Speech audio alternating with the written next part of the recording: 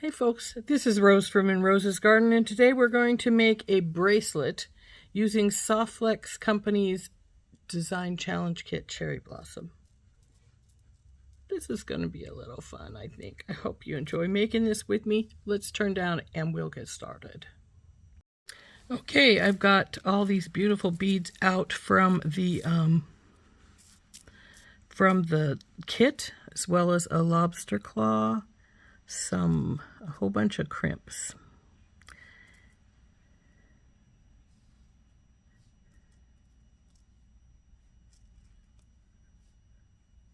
And some jump rings. Now, most of these are out of the kit itself, though there are a few that I took out of the strand, which is a separate purchase, and that is these two pink ones and these two really big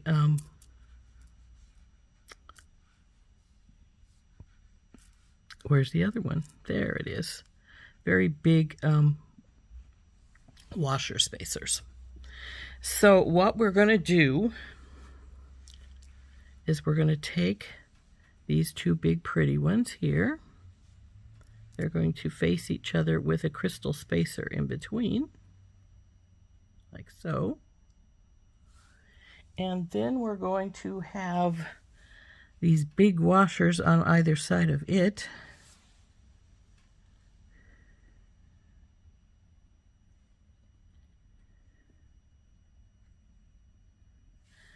Then we're going to have these like this with a pink inside. Now these ones have to have the crisscross through them because they have the hole in the middle. So they're going to be a little bit different from what we will do with the next batch. But that's going to go in here. Then this pretty flower. Same over here. Come here, you. Stand up. Ah, well, doesn't matter. Then the next one is going to be one of these again. Well, first we got to put our spacer in, of course. Bing. Bing. These are going in again.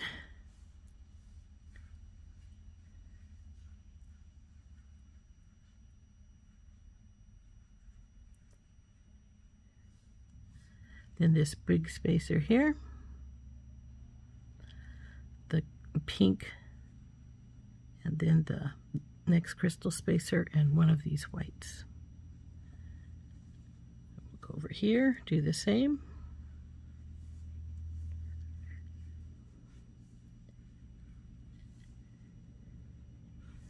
Now, we're going to need double strands. So 2 strands of the wire to go through both sides because it has to crisscross in these.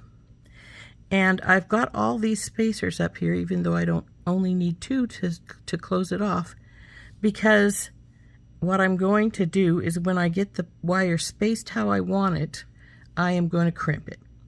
Now that's not necessary. You don't have to crimp it, but I'm just going to do it because it's a personal preference right now that I want to get it so the strings or the wire stays about the same place. You don't have to do that as long as you keep it going relatively straight as you go through the bracelet. But I am choosing to do so. So because I'm choosing to do so, I am going to start on one side, get these beads in. I am going to put a bead stopper on the ends of them so that the wires are not going to come loose as I do this. Because, as everybody knows, once you get to the end and you measure it, sometimes it's not long enough, sometimes it's too long. If it's too long, we'll take out the last few beads. If it's too short, we can either add some beads or I may just put an extender chain on it. And I think that's probably what I'm going to do in this case. So let's get some wire cut and we'll get started on this. Now I'm going to cut at least 10 inches of wire for each of these, because I don't want it to be too short on me when I get to the end. And even though the bracelet is probably only going to need to be about, we only going to want it to be 7. I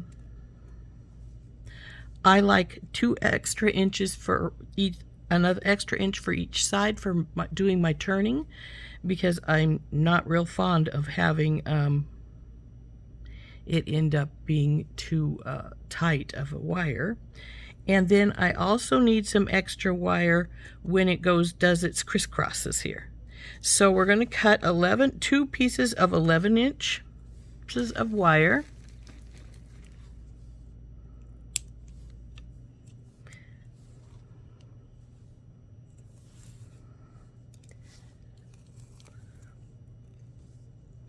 Now, if you wanted to, they provided white wire in our kits, and that works perfectly well.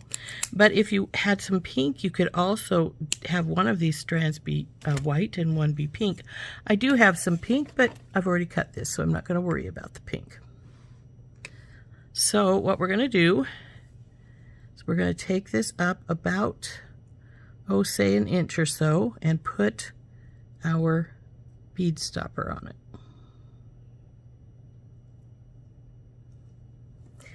Then we're going to start beading, and all of these have to go through this, both of the wires. So we'll start here at this end.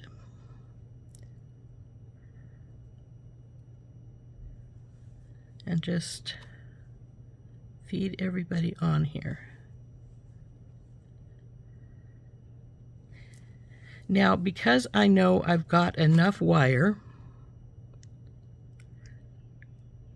or enough beads on here to make it as long as I need it, maybe even a little longer. Actually, what I'm going to do is I'm going to give myself just a little bit more wire here, because we're going to start crimping right now. And I'm going to put a crimp right here. And dimes to dollars, because this has a relatively good hole. See the size of hole there? It's going to sink into there once I crimp it. Possibly even try to before I crimp it. So we want to get our beads out of the way. We're going to go up here as close as we want to. Get our crimp pliers out. Since I don't want it to go into that hole yet, and it's trying to, I'm going to get it out, and I'm going to get it in the middle of the crimp, and then I'm going to crimp it, turn, up. Oh, no turning on me.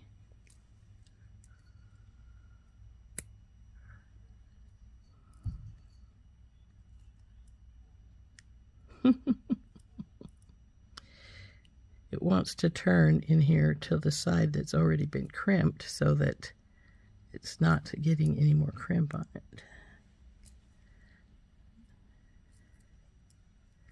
Okay, now as you can see, it just went right into there, so it's not even going to be noticeable. Right, this one isn't, because it's already inside this piece here. So now the next thing we want to do is we're going to separate our wires out, and we want to put on the white one, then the pink one, and now it's going to try and turn this way. And that's what we want to stop it from doing by doing our crisscross. So now we'll take our other wire and go down through the little pink flower and down through the white one as well.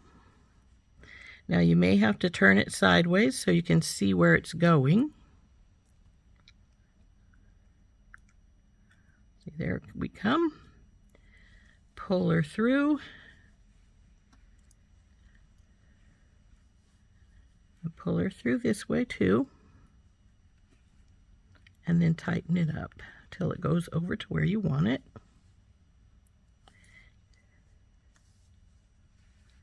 Like so.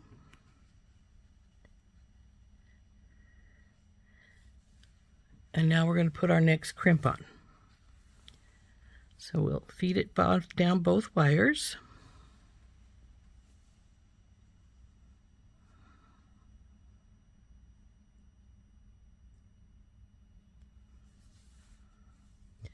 We're going to make sure now that our wires are the same. See how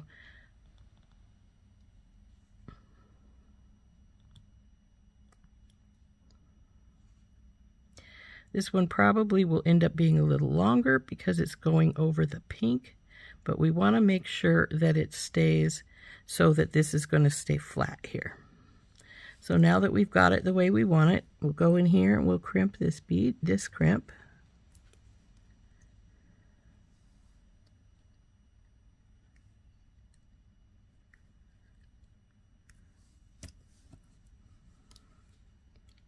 So see, we've got our wires pretty even there. And now we start with the next bead on the line. Now this one may or may not go over that crimp. I don't know if the hole's big enough or not to go over the crimp. We'll find out. But as you can see, it went right over the top of it. So now we have the pink flower. And I've got it facing with petals in, the small one right here going to this side. So we will towards the front. So we'll feed that on. And now we have, now because this is sinking into here, we're going to put the crimp on now rather than waiting until later, because of that sinking. If we don't, it's going to wiggle because it's going to be the crimp will be up higher than the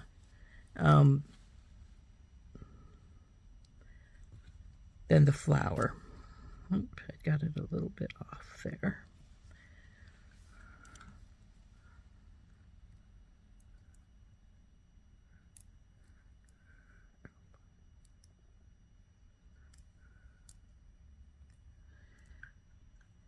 Now this one isn't the prettiest crimp I've ever done, but I'm not going to worry about it because it is going to go into that metal piece. It's a little tight though, but that's all right. We'll loosen up a little bit if you wiggle it around some. So this piece is going to go on now and go right over the top of that crimp. So you can't even tell it's there. And so now we go to our second white and pink flower. Now let's try and decide which is up and which is down, if there's a definitive one. Looks like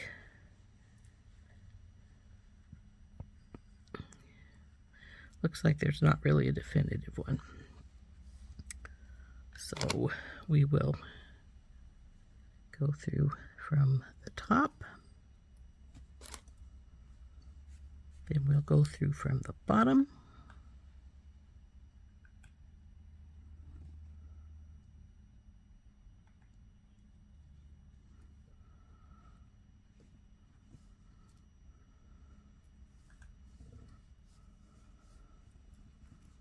then we'll pull them up tight.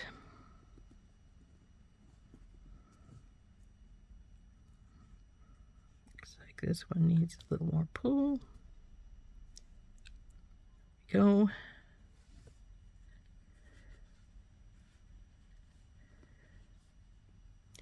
And now our crimp.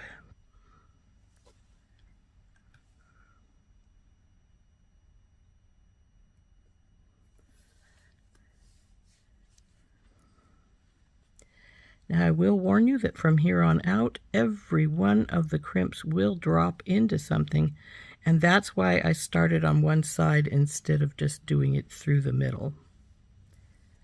Okay, that looks pretty even.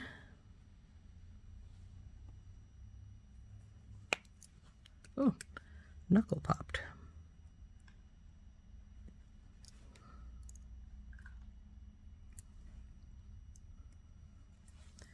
There we go. Now our next spacer.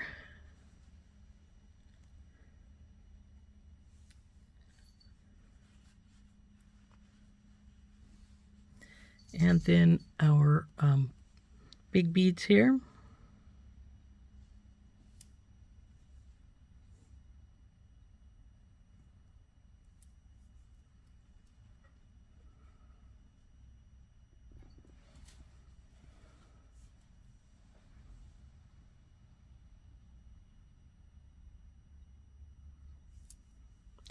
And here's that spot where we want to put the crimp on before the spacer, because it is going to sink into it.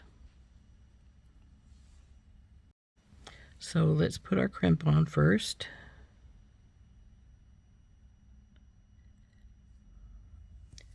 And that's pretty much going to happen all the way through the rest of the bracelet, that you'll need the crimp first.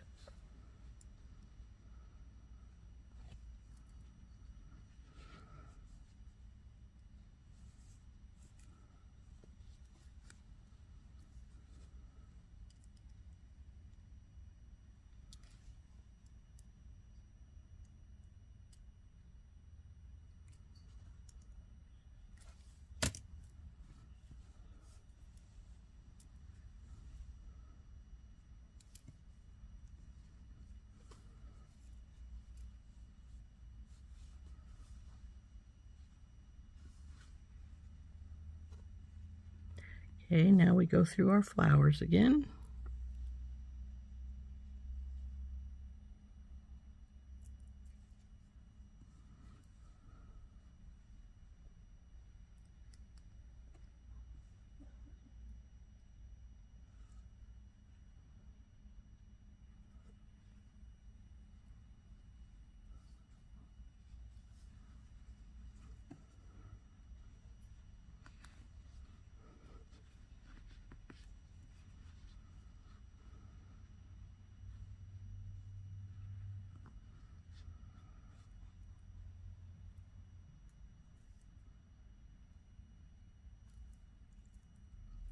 Sure we're pretty even there. Looks like we are.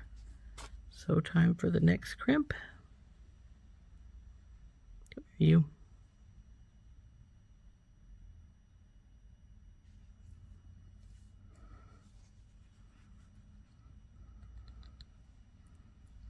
Okay, make sure that's still looking good there. And crimp.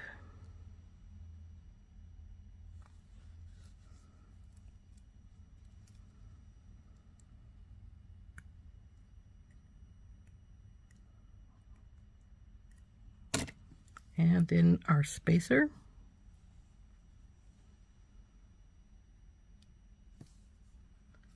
Pink flower, and we're facing it towards the middle now with the, you know, the more pointy piece of the flower here.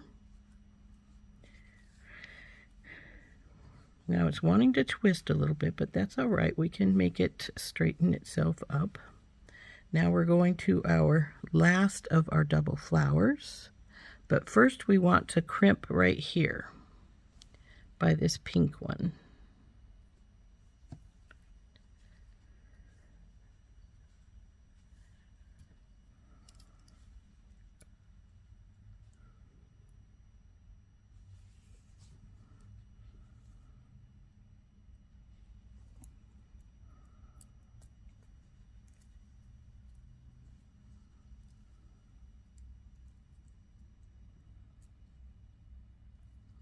Looks like I got an ugly crimp again. That's all right, because it's going to be inside the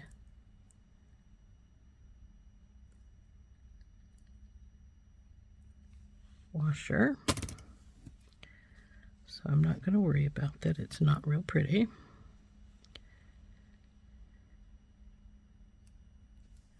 So, oh, now the washer doesn't want to go across it, probably because it's an ugly crimp and it's not completely round. So we're going to have to see if we can round it a little bit more. so that our spacer will go on there.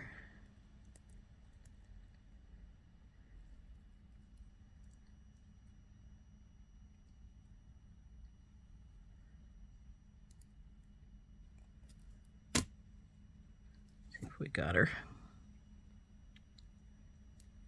There we go.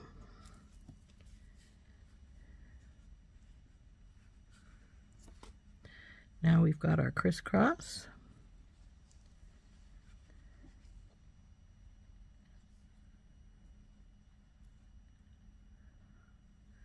Through the pink and then the white. And the whites have a definite front and back, so make sure if you do this, you make sure you've got your front facing upwards. Because the back is sort of flat. It does have some patterning on it, but it is pretty flat. And the front has this little curve in it where the flower forms, which is why this one sits so nicely inside it. See how it is sort of curved in there? So pull this in.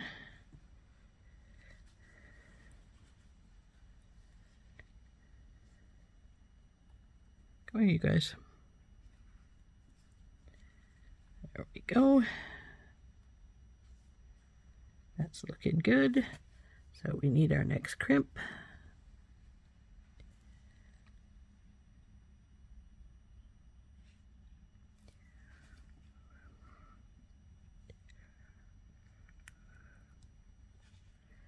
Just make sure we got this the way we want it here.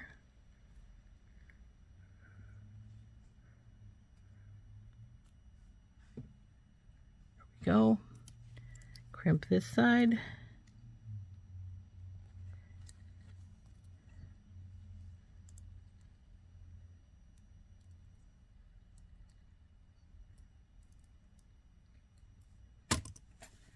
Now we got this big fat washer that's going to go on this side.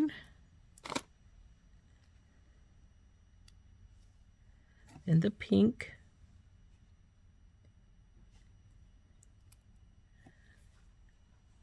The crystal spacer. And the last white.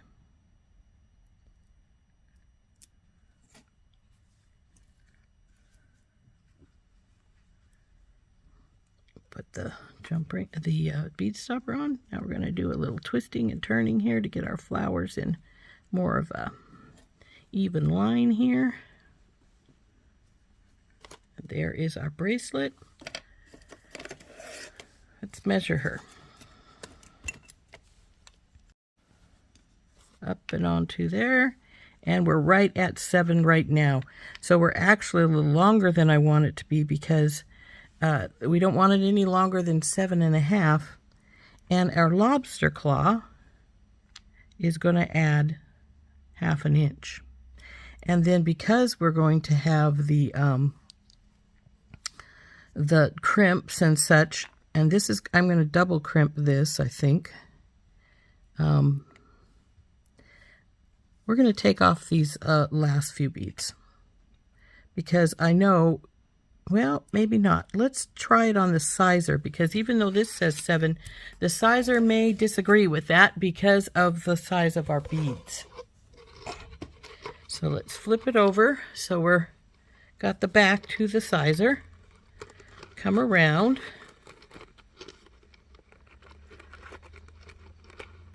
Oh, no, it looks like we've got plenty of space there. That looks like a good inch there. And our beads are all laying down flat. So we'll go right here. So what we're going to do is, now normally I'd say, well, this will roll down. It won't. We got it all crimped off. She's not moving. So this is the back. And this is our front. Flip her over. Now we want to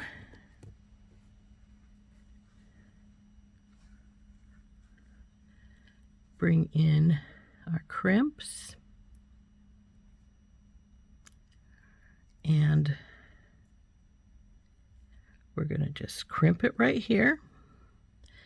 We're double crimping because rarely can you get all 4 wires back through your crimp. Every once in a while you can, but usually you cannot. So we're going to crimp this right here at the end.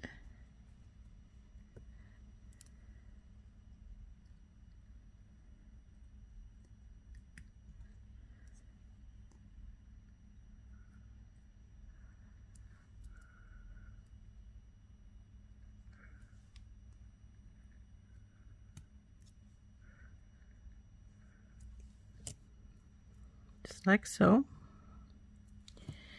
And since we're going to leave it this size and we're double crimping, we're going to go over here and crimp this side as well. Now this bead I've noticed has a little crunch in it, a little chip off of it. So what I'm going to do is I'm going to turn it around so the chip is going halfway into our crystal spacer, so it isn't quite as big of an issue. So now we'll put the first crimp on this side.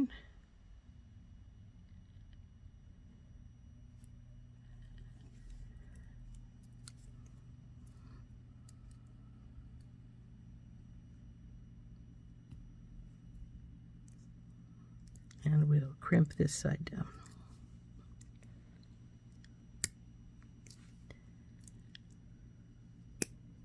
Would you stop popping sideways, please? There we go.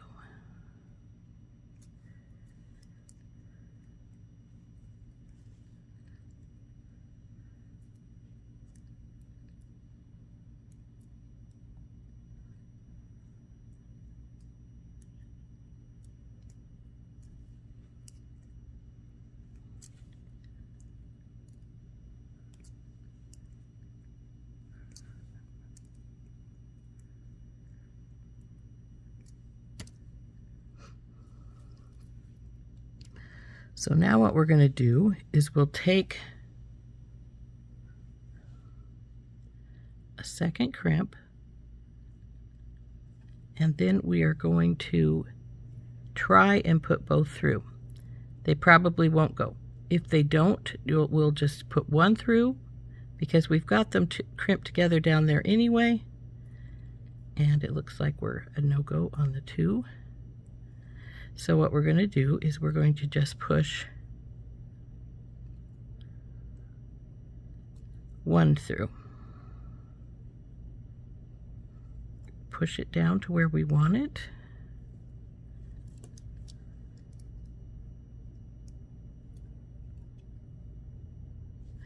Now normally I put my jump ring in before I do this portion, but you don't need to because you're leaving it a loop anyway.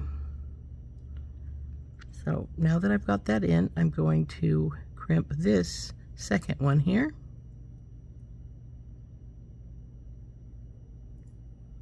Frequently, if I'm doing a double loop, I'll try to put a little bead in between the middle. A regular one, like I could have put a little pink one or something in here. I chose not to this time because we didn't have a lot of extra space, and I didn't want to take up my space with a bead. So then, of course, I've got those all trimmed off as tightly as you can. And now I can feed my jump ring into here. So I'll just open one of these up.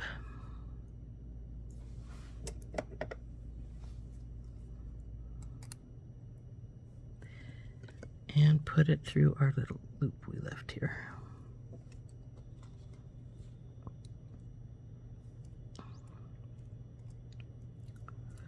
Okay, now we'll flip over to the other side, and we're going to do exactly the same thing. We're going to, looks like I have an extra crimp, feed through here, bring her down, take one of our 2 wires, Well, we can see if they'll both go in this time, but no, we don't need to do that. We'll just put in one. And this one looks like it wanted to go. It went right in. So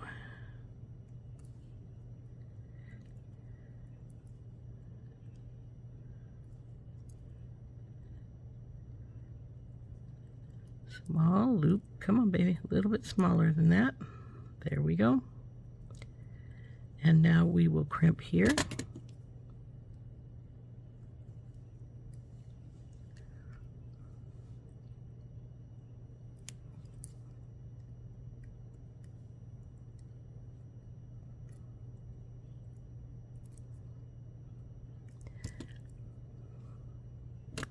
And cut the extra wire off.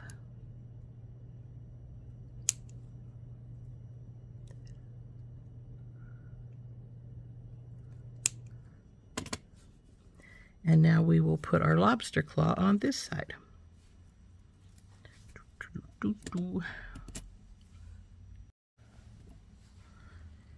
done crimping and cutting, so those can go away, and then we just have to put our lobster claw on this side. Now, I could use a tinier lobster claw.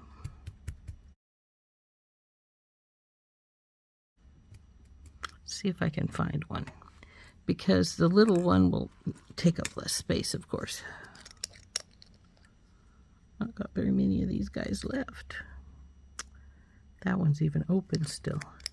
I must have used it for something and then it didn't work. Now, this little guy, we will put through here and then put through our lobster and tighten it up.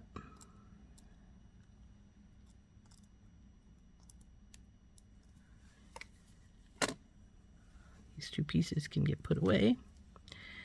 Now we will this lobster claw is a little stiff. Hope it's all right.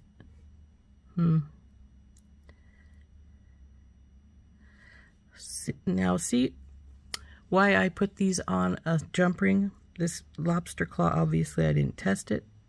It wants to stay open.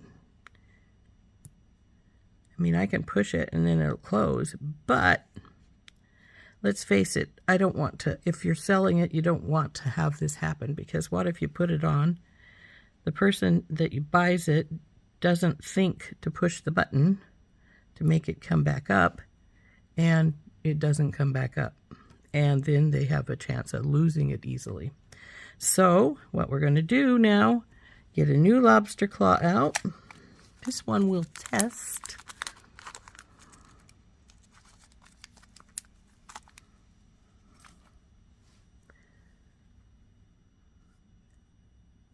Goodness, what is with these? They're all sticking like that.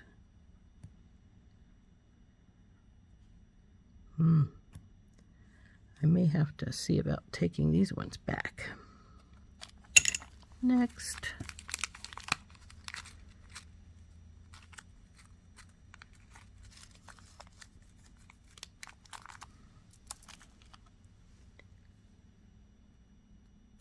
Okay, this one works fine, see? And that's why I always put them on, oh, so is this one. So this is why I always put them on a jump ring, because you never can tell.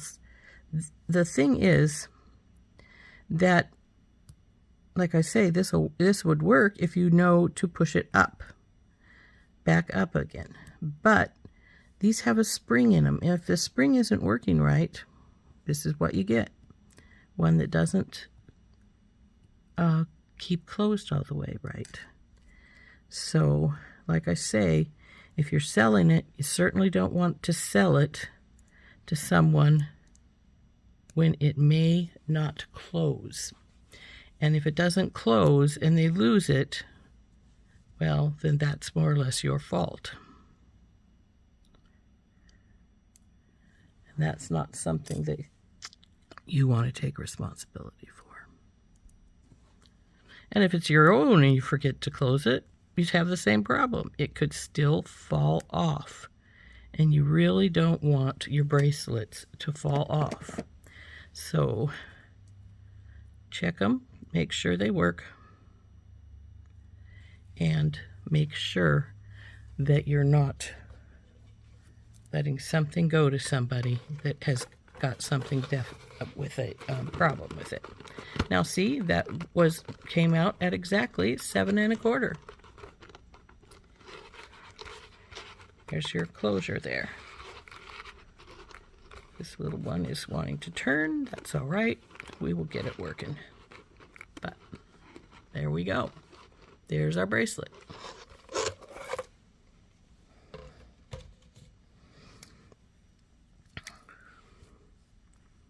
Now, sitting it down flat is easier said than done with these crisscrosses because they'll want to stand up. But there's what it looks like.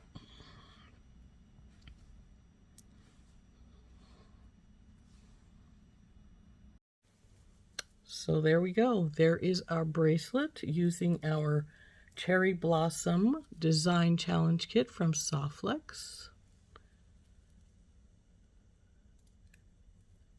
I haven't tried putting it on, but if you did, I'm not going to try hooking it, but I'll show you what it looks like on a wrist, just like so. Pretty, huh? So anyway, this is our Cherry Blossom bracelet using the double line trick so that we could get the crisscrosses in there for the flowers. And there it is. Isn't that pretty? This has been Rose from In Rose's Garden, and we'll see you later. Bye-bye.